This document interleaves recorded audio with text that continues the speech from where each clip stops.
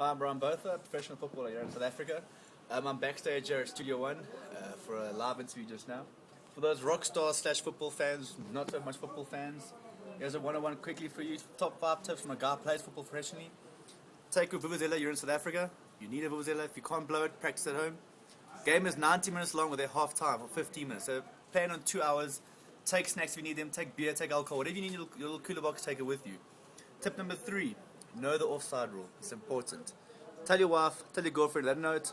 They mustn't talk about it. Teach them back at home. They mustn't embarrass you at the game.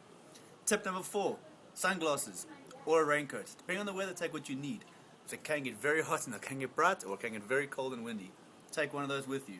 And for those softies out there, tip number 5, if you're a soft one, take a cushion for the chair. You don't want to get caught uncomfortably. It can hurt you. Take it with you.